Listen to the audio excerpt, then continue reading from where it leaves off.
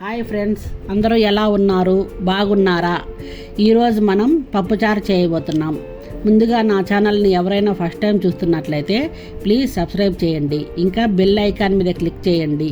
నేను ఏ వీడియో పెట్టినా ముందుగా మీకు వస్తుంది. కందిపప్పు 1 కప్పు తీసుకొని బాగా 2 సార్లు కడిగి 2 టమాటాలు 5 పచ్చిమిర్చి చిన్నగా కట్ చేసుకొని వేసుకోవాలి. ఇప్పుడు 1/2 టీ స్పూను పసుపు, 1 స్పూను సాల్టు, 2.5 కప్పుల నీళ్లు పోసుకుందాం.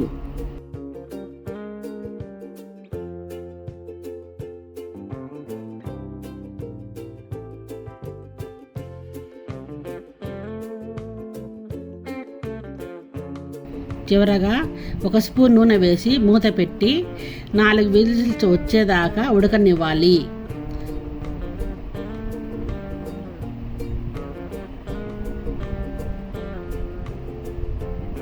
తర్వాత ఉడికించిన పప్పును మరీ మెత్తగా కాకుండా పప్పు గుత్తితో ఎనపాలి.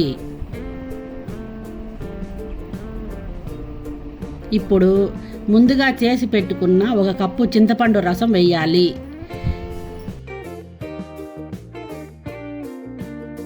2 గ్లాసుల నీళ్లు పోయాలి.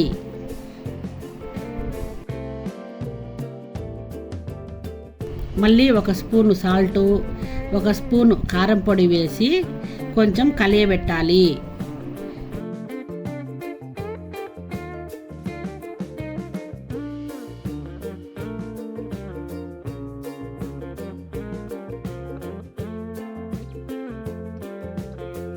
ఇప్పుడు మరలా స్టవ్ ఆన్ చేసుకుని కడాయి పెట్టి 4 స్పూన్లు నూనె వేసి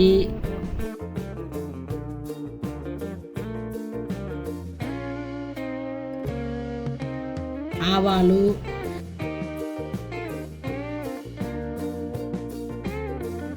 జీలకర్ర, కొంచెం నల్లగొట్టిన 7 తెల్లవాయలు,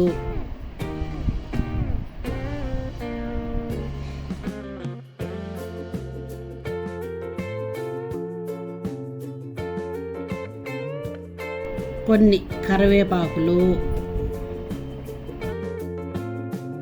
4 లేదా 5 సగానికి తుంచిన ఎండుమిర్చి వేయాలి. కొంచెం సేపు తిరమాత గింజలను వేగనివ్వాలి.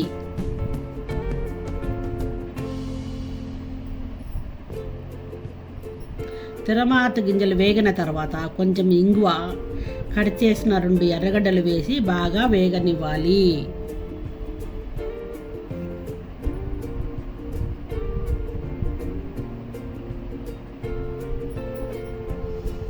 ఎర్రగడ్డ బాగా వేగి ఇలా బ్రౌన్ కలర్లోకి వచ్చాక ఈ తిరగమాతని పప్పుచారులో వేయండి.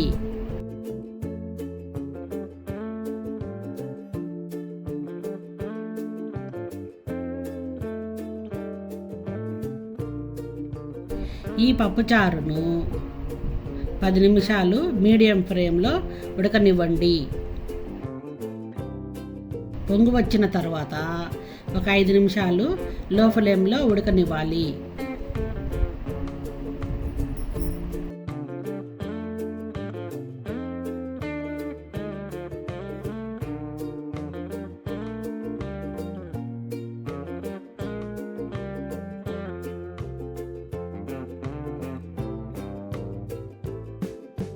దించేటప్పుడు చివరగా కొత్తిమీర వేసుకొని వేడివేడి అన్నంలోకి సర్వ్ చేసుకుంటే చాలా చాలా బాగుంటుంది. సో అది ఫ్రెండ్స్, చూసారు కదా పప్పుచారు తయారు చేసే విధానం. మీరు కూడా మీ ఇంట్లో ట్రై చేసి ఎలా వచ్చిందో కామెంట్ చేయండి.